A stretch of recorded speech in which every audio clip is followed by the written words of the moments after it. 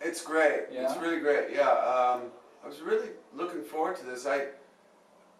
For whatever reason, Loaded's playing here 4 gigs in total. And no other band, as we just talked about, no other band I've been in has played 4 shows in a row in France. And I did a couple pretty big interviews when the record came out, French interviews, and I was kind of surprised and got some good reviews and some good press. The Guns or Velvet, when I was in them, we never really kind of got that much attention. Or, in France. I don't know why. I have no idea. Well, because France is not like, you know, really like rock and roll country, you know, like maybe Germany or the UK or even the US. So, but yeah, it's nice to have you here with your new album.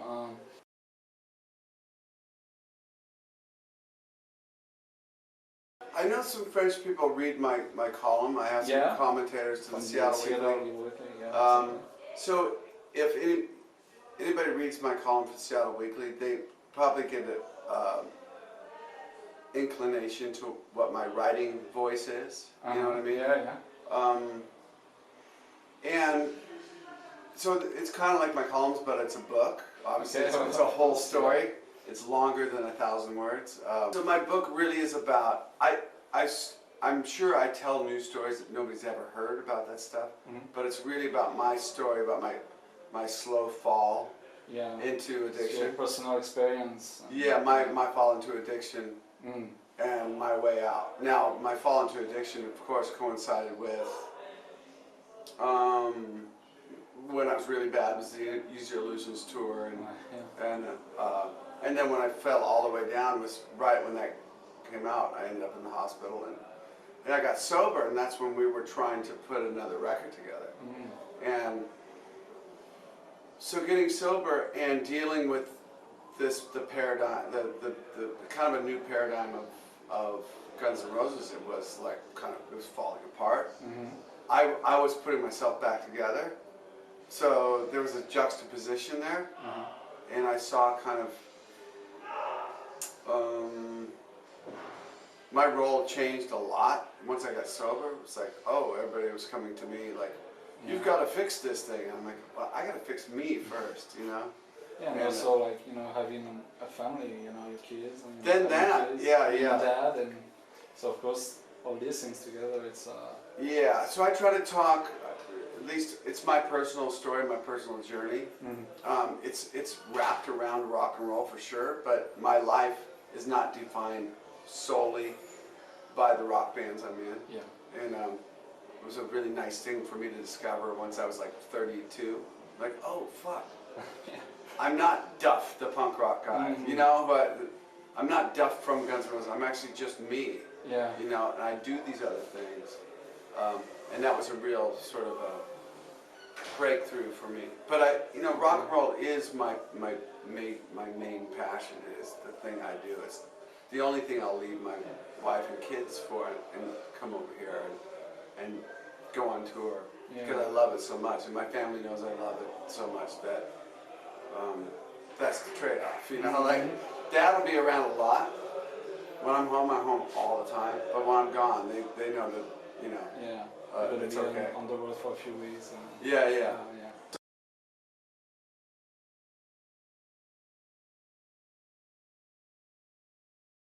So by the time we finished Illusions, and we had all of those songs, we had to get it. Matt Swarm came in right at the end, right before we made those records. So there's Matt. We finished all these songs that none of us really knew all the way. Like me and Slash probably knew them all. Axl was still writing lyrics and stuff. So by the time we went out on the Illusions tour, which was, we went out on that tour, if you remember, before the records came out. Yeah, exactly. Yeah. So we didn't have time to really like stop and go, okay, let's rehearse, break down, and Axl, I mean, all of a sudden, Axl had 4 records worth of stuff to sing. Yeah. So now, we had just come off of Appetite, we had 1 record. We had put out The Patience, you know, the double side. the lives thing, and then we put out 2 records, usually those are 1 and 2. Yeah. So, like for us, we could have, like Coma, we played it one time. There were songs we would do at sound check just to play. Mm-hmm. You know, Locomotive we had down. We would have been ready to play that at any time, but the world and the popularity of that band took off way faster than we were just playing catch up most of the time. Yeah, I understand.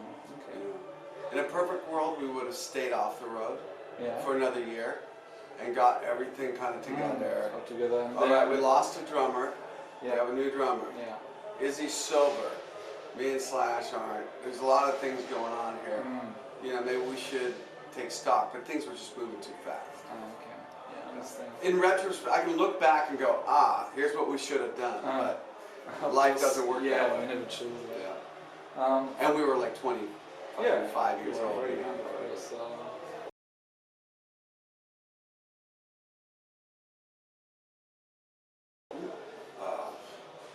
I hate to even talk about it because I don't want any of my words to be taken out of context, and that's the problem. No, I had a wonderful time playing with him. I had a great time seeing him again for the first time in a long time, and that was a private moment. Yeah, that just was private. For you and now, if it would have just stayed there, it would have been left private. But because I went and played that night, so that the whole goes world, public and like the whole fucking world.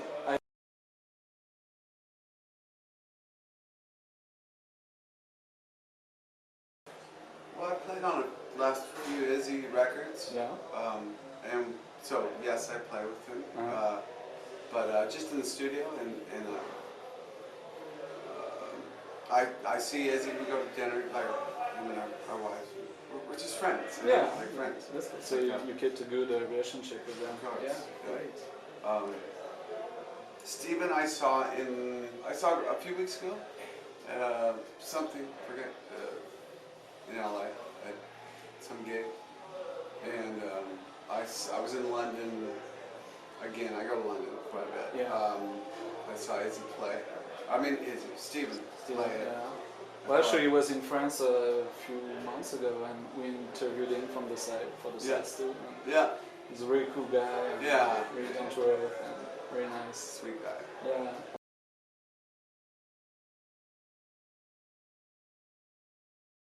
I didn't. I just recognized it as a really good rock record. Yeah. And I was happy for Axel that the record finally got that out and got it out of the system. It can be a struggle. I know, it can be a struggle. Any artist putting a record out. Yeah. It can be a struggle. So I was just happy for him to finally get it out. Yeah. Okay, great. Yeah. Could you say something in French for us? Do you know a few words? Maybe. Bonjour. could you Comment say allez-vous? Could you say La France, je t'aime? La France, je t'aime. Oh, thanks. Thank you.